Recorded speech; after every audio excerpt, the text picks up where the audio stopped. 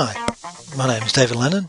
I'm the Director of Sustainable Oceans International, a consultancy that specialises in the restoration of reefs damaged by dredging, development, tourism or natural disasters. We've got a reef recovery program that we've put together that's ideal for resorts and dive centres, and I'm just going to give you a quick overview of the 3 key steps involved. So basically our reef recovery program involves step 1, 2 and 3. Now ideally step 1 should happen before step 2 or 3, but we can help you. We can jump in and help you with step 2 or step 3 because you may already have step 1 under control, and I'll talk about these steps now. Step 1 is basically reducing or stopping actions that are causing reef damage. Obviously this is very important before you go about steps 2 or 3.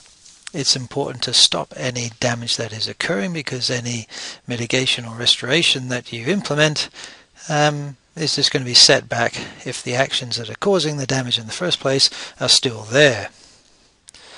Step 2 is to implement strategies that help corals naturally recolonize an area. Corals can, in some cases, recolonize by themselves, and there's some helping hands that we can give, some techniques that we can use to increase their survival.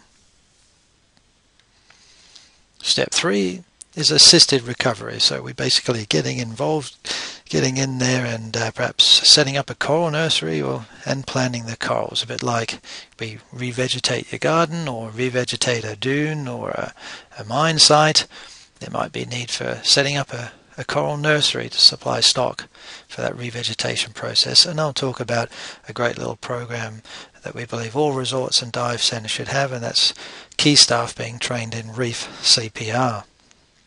So let's talk through these steps 1, 2 and 3. Step 1, reducing actions that are causing reef damage. The sort of actions that we're talking about are overuse of an area.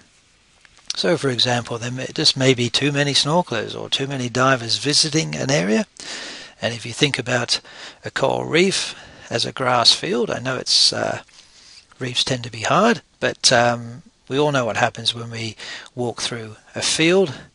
The more we walk through the field, it doesn't take long before we start to see a path in the grass.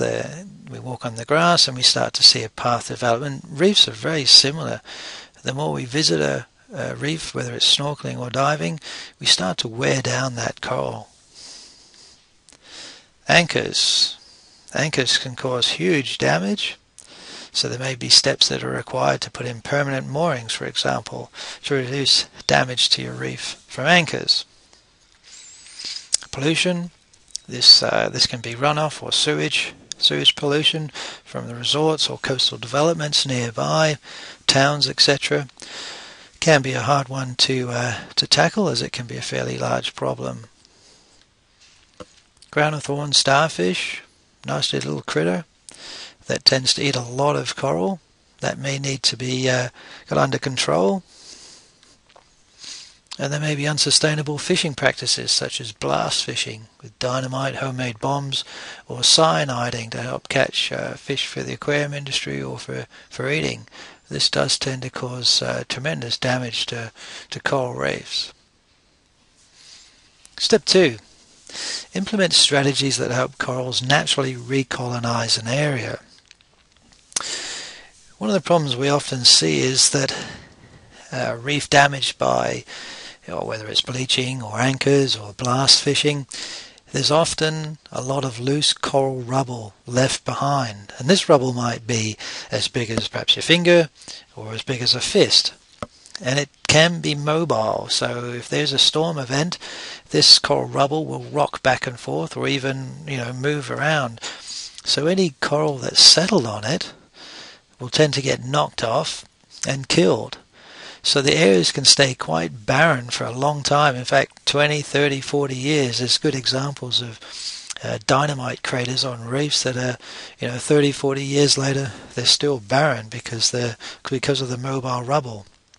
So one of these strategies we use is various techniques to stabilize, and you don't have to stabilize all the rubble, but just key lumps of it. And we go through various strategies of how to stabilize this rubble to allow the coral larvae to settle and have a nice stable platform where they're not going to get bumped and knocked off. In some situations it's necessary to add more stable substrate in the form of concrete structures or rock mounds that are nice and stable, because the coral rubble might just might not be there, or we might need to add new substrate to increase the chance of corals settling out and growing naturally. Algae can be a bit of a problem for reefs that are degraded or dying or dead, because algae can take over and compete and very easily outcompete the little coral larvae that's looking for a nice place to settle and make home. So by reintroducing long-spined sea urchins, for example, or rabbitfish, other fish that graze algae, we can help keep that algae down and allow nice little spots for the coral larvae to settle out still. Step 3, assisted recovery, reef CPR, coral nurseries and coral planting. So reef CPR. CPR stands for coral preservation and restoration, and we have a basic and an advanced level. Basically, it is your first response. Just like if you're treating an injured person, often CPR is your first response, and you do it in situ. So you're treating the coral where it is. You're not moving it anywhere. So many times, and if you're a diver, you know what I'm talking about, you'll come across coral that's broken off, and that might be from a fin kick, anchor, or storm damage, and you'll come across coral that's perhaps snapped off or toppled over and is just lying in the sand, and basically often it won't survive. But typically in the past we just keep on swimming by. But now, if you've got key divers in your dive center or your resort that are trained in reef CPR, they will have strategies to stabilize that broken piece so that it has an increased chance of 80 to 90% of surviving and then continuing to grow. Reef CPR Advanced, just like if you're treating an injured person, often you've got to relocate them to a hospital for further treatment. Sometimes this can be the case with some corals. They're just not going to survive, or you don't have the tools and the techniques with you when you actually come across them, so you've got to stabilize them and relocate them to perhaps a coral nursery, somewhere where they can receive better treatment and then replanted somewhere else, or left there at the nursery. Coral nurseries, as I was mentioning, basically like you go to your nursery and you buy plants for your garden, or revegetating a mine site or a coastal dune. We can set up coral nurseries in suitable locations where the water quality is right, where corals can be grown, nurtured, carefully looked after, and they can also be propagated, so they can provide offspring for reseeding, replanting dead reefs or new reefs. So we might add stable substrate in the way of a constructed reef, or what some people call artificial reefs.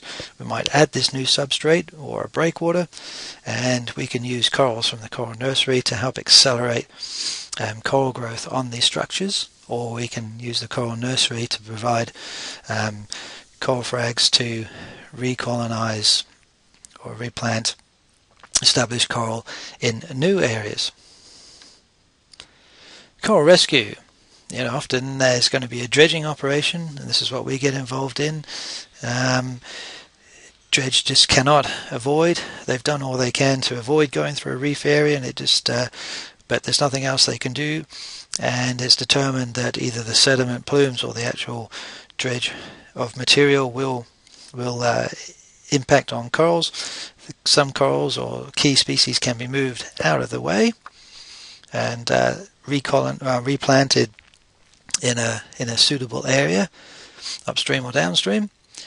Or there might be storm damage. I mean, quite often we see, a good storm comes through and there's a lot of debris moving around on the bottom. Sometimes there's even logs, and pieces of wood and old drift nets come through and can wreak havoc on a reef. Well, that's where we go out there and do some reef CPR, and or advanced CPR and bring them back to a coral nursery. Settling plates. This is where we come across some situations where, for example, the local currents. So when corals broadcast their larvae, they're at the mercy of the currents. Now, if you've got a degraded reef that's not in the downstream current pathway of the parent stock, that reef isn't going to be resettled by corals. So the surviving corals, if the currents aren't going to carry their larvae, their offspring, to this degraded reef, then unfortunately they're not going to naturally recolonize. So one way we can assist recolonization is to put out some specially designed settling plates that we have. We leave them out there. We allow the coral to naturally settle on them. We let the coral attain a certain size, and then we relocate those settling plates to wherever we're trying to introduce that particular species of coral back into an area. That way we're maximizing the value of that coral spawning event, because as you can appreciate, a lot of that coral spawn never really finds a suitable substrate and just ends up becoming food or dying. And in some circumstances it's acceptable to propagate, which means breaking off a little fragment of an approved wild colony. Now, sort of last resort, we never encourage anyone going out there breaking off pieces of a nice healthy coral to reseed an area, but sometimes where there is an abundance of a particular coral species, it is acceptable to break off in a controlled manner certain pieces, bring them back into the coral nursery, allow them to grow up to a suitable size, and then replant them on your reef that you're trying to restore. So if you'd like further information, we'd certainly love to hear from you. You can contact us via our website, or in the Asia, Pacific and Middle East, you can contact myself, David, or in the US Caribbean, contact John at sustainableoceans.com.au. Thank you.